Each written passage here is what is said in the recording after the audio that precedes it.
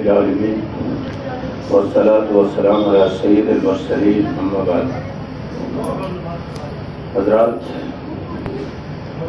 اس زمین پر ہر انسان فطری طور پر کامیابی کی تلاش میں ہے.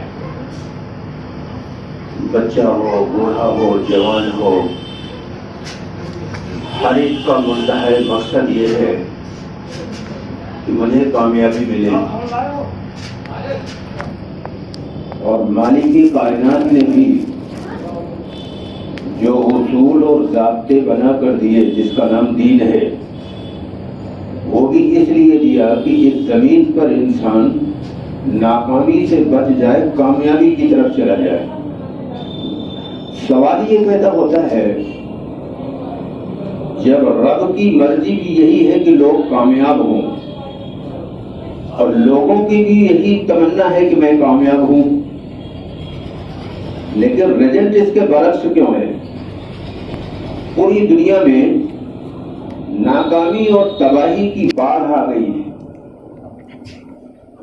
سوشل میڈیا اور الیکٹرانک اور پرنٹ میڈیا پر جن کی نظر ہے وہ جانتے ہیں کہ پوری دنیا اس وقت کہاں کھڑی ہے. آخر اس کی وجہ کیا ہے کہ جب انسان بھی کامیابی ہی چاہتا ہے اور مالک کائنات نے بھی یہ چاہا کہ انسان کامیاب ہو، اسی کے لیے کچھ اس نے باعث بنا کے دیا، اسی کا نام دین ہے. پھر اس کے برعکس رزلٹ کیوں ہے؟ برعکس رزلٹ یہ ہے کہ انسانوں نے خدا کے ڈائریکشن کو چھوڑ کر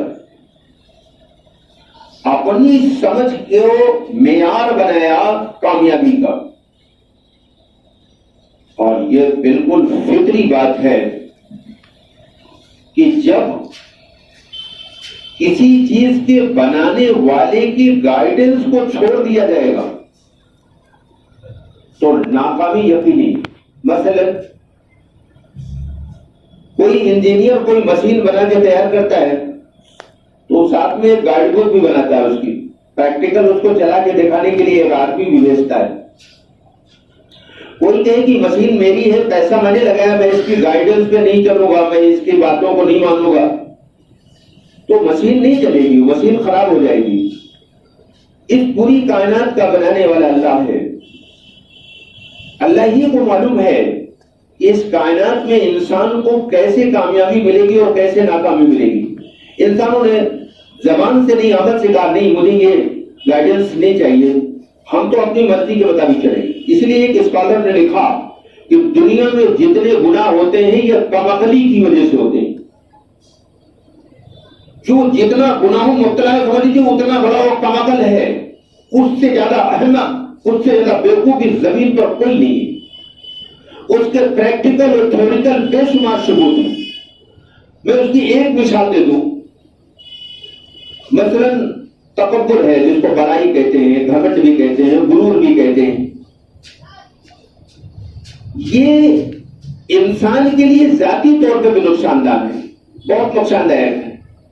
ایسے آدمی سے اس کے خاندان کے لوگ بھی نفرت کرتے ہیں، محلے کے لوگ بھی نفرت کرتے ہیں. آخرت چھوڑیے، دین ابھی چھوڑیے، آپ جو دنیا آپ کو بہت پسند ہے، اس دنیا میں ایسا آدمی مقبوض ہے، اس کو اس کے خاندان کے لوگ پسند نہیں کرتے، تو اس کا مادی طور پر، روحانی طور پر، ہر اعتبار سے اس کا تکبر میں نقصان ہے. لیکن جو بھی تکبر کرتا ہے، پیسہ خرچ کر کرتا ہے، نہ کوئی پاگل ہی کرے گا، نہ کوئی عقل مند نہیں کرے گا.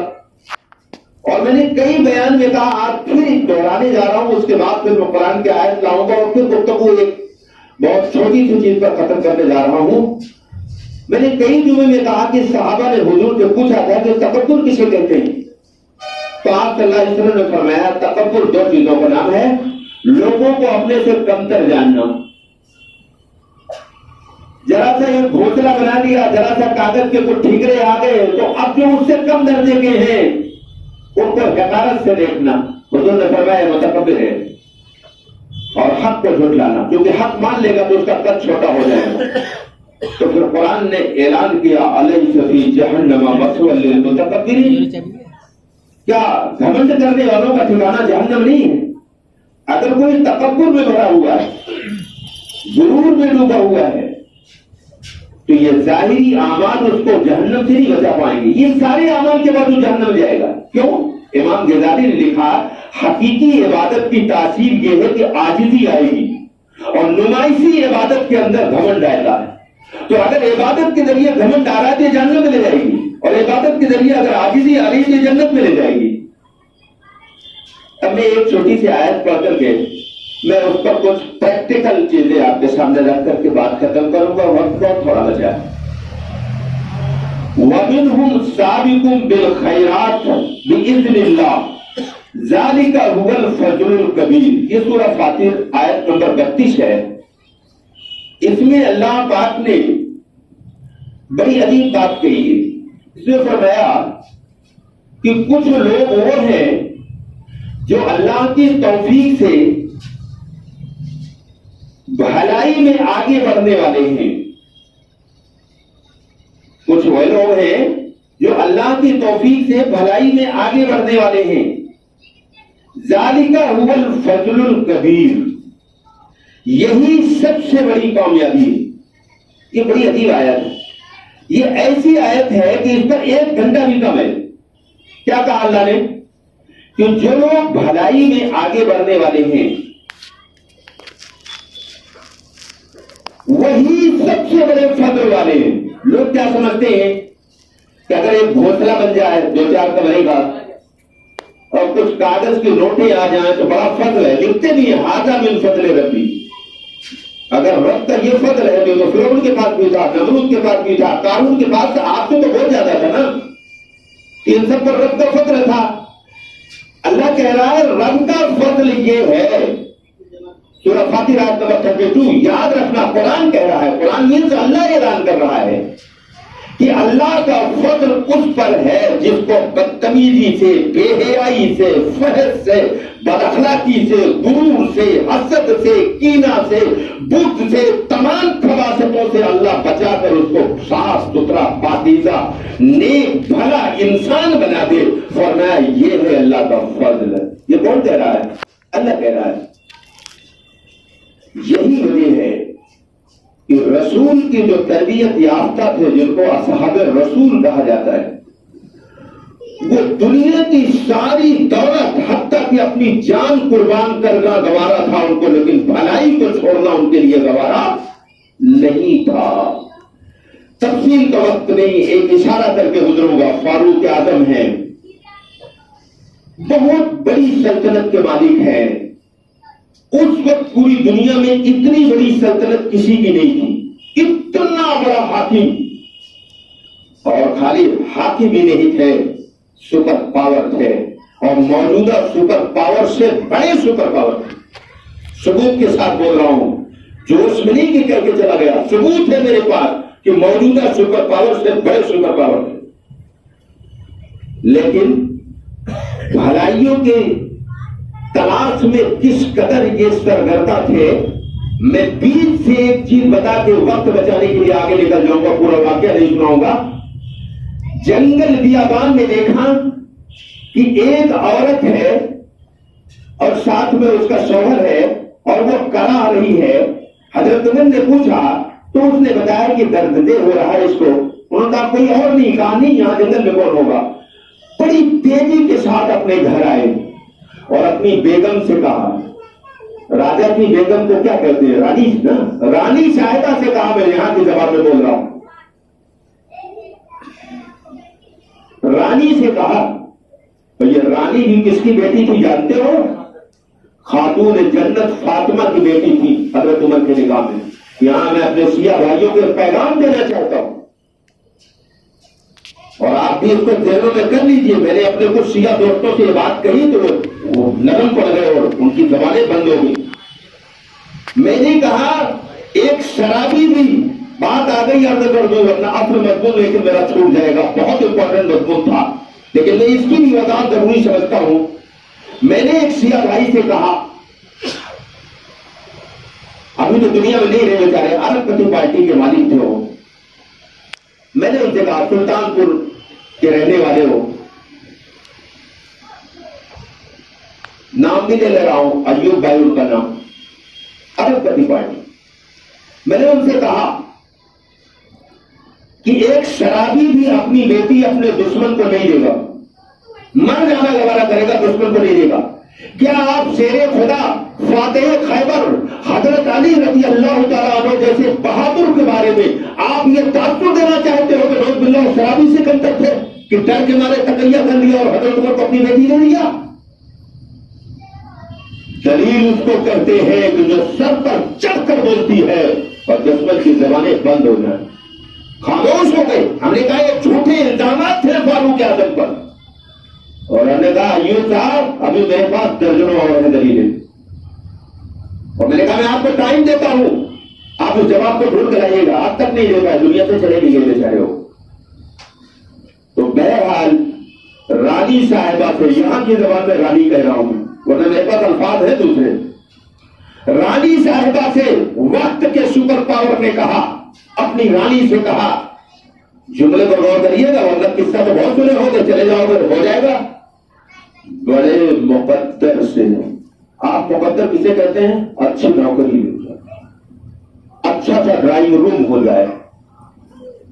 یہ کیا کہہ رہے ہیں؟ بڑے مقدر سے تمہارے لیے ایک نیکی کی چیز آئی ہے. آپ دولت پا کر خوش ہوتے ہو, سپر پاور نیکی کا موقع پا کر احسان سمجھتے تھے, خوش ہوتے. آج تو موقع پا کر خوش ہونا, بلکہ اگر کوئی موقع دے تو اس کو الٹا سیدھا سناتے. تو سپر پاور نے اپنی رانی سے کہا کہ بڑے مقدر سے تمہارے لیے ایک نیکی آئی ہوئی. تو رانی نے پوچھا کیا ہے, جلدی بتاؤ.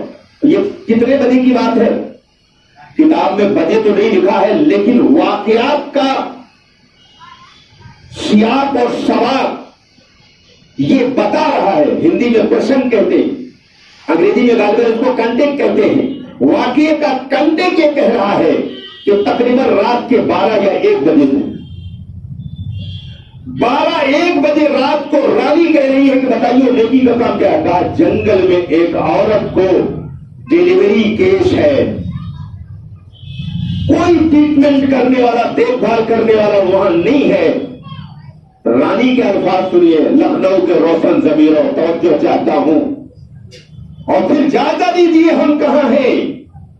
دکانیں یوں ہی نہیں چلتی, پہلے اخلاقی زوال آتا ہے, اس کے بعد خدا کی طرف سے تباہی کے فیصلے کیے جاتے. بڑے مقدر سے تمہارے لیے ثواب کی چیز آئی ہے. رانی صاحبہ نے جب سنا تو فوراً تیار ہو کہا جلدی چلیے جلدی چلیے. راجا صاحب اپنی رانی صاحبہ کو لے کر اس جنگل میں پہنچتے ہیں. رات کی اندھیری میں اس دیہاتی غریب عورت کے ڈلیوری میں پوری ہیلپ کرتی ہے, اور جب بچہ پیدا ہو گیا تو رانی صاحبہ نے خبر دیا, آواز دیا, امیر المومنین آپ کے دوست کو مبارکباد دیجیے, لڑکا پیدا ہوا. لفظ امیر المومنین سنتے ہی دیہاتی کانپ گیا اور اس کی بیوی بھی لرز گئی. میں کیا سن رہی ہوں, وقت کا سپر پاور میری خدمت کر رہا ہے, اس کی بیگم میری خدمت کر رہی ہے. آپ بھی تو دیندار اپنے کو کہتے ہیں نا, آپ بھی تو ایمان کا بڑا ڈھڈورا پیٹتے ہیں, بڑے لمبے چوڑے دعوے ہیں. ذرا موازنہ کریے آپ کہاں ہیں اور حقیقی دین والا کہاں تھا. وہ وقت کا سپر پاور ہو کر اپنی بیگم کو 12 بجے رات کو ایک غریب کی خدمت کے لیے لے جاتا ہے, اور ہماری ظلمت اور ہماری بدتمیزی کی انتہا یہ ہے کہ اگر کوئی مر جائے اور تمہارے سامنے کوئی فریاد لے کے جائے تو اس کو نظر انداز کر دیتے ہو. یہ دین ہے. اور یاد رکھیے جنت صرف 2 چیزوں پر ملے گی, اخلاق اور توحید. اللہ کے رسول نے فرمایا قسم اس کی جس کے قبضے میں میری جان ہے, جنت میں صرف وہی جائے گا جو اخلاق والا ہوگا. اخلاق ایک جملے میں جو لوگوں کے دکھ درد میں کام آوے وہ با اخلاق ہے, اور اگر وہ کام میں نہیں آتا وہ بد اخلاق ہے, وہ جانور ہے. حضرت علی سے کسی نے پوچھا جانور اور انسان میں کیا فرق ہے, کہا جو صرف اپنے لیے جیے وہ جانور ہے, جو دوسروں کے کام آئے وہ ابھی تو ہم انسان ہی نہیں بنے. آخری بات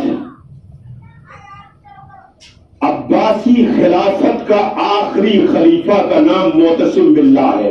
میں اسی پر تفصیل سے بات کرنا چاہتا تھا لیکن وقت نہیں بچا ہے. یہ معتصم باللہ وہ آخری عباسی خلیفہ ہے جس کے دور میں تاتاریوں کے سردار ہلاکو خان نے پوری مسلم سلطنت کی اینٹ سے اینٹ بنا دیا, پوری مسلم سلطنت کو تباہ کر دیا اور اتنے مسلمانوں کا قتل کیا تھا کہ دریائے دجلہ کا پانی سرخ ہو گیا تھا. اور قتل کرنے کے بعد ہلاکو خان نے مسلمانوں کے شاہی لائبریری کی طرف متوجہ ہوا اور ساری جو کئی لاکھ کتابیں تھیں ان سب کو اکٹھا کر کے دریائے دجلہ میں پھینکوا دیا. دریائے دجلہ کا پانی کالا ہو گیا. ایک عرصے تک ان کتابوں کی سیاہی کی وجہ سے دریائے دجلہ کا پانی کالا ہو کر کے بہتا رہا.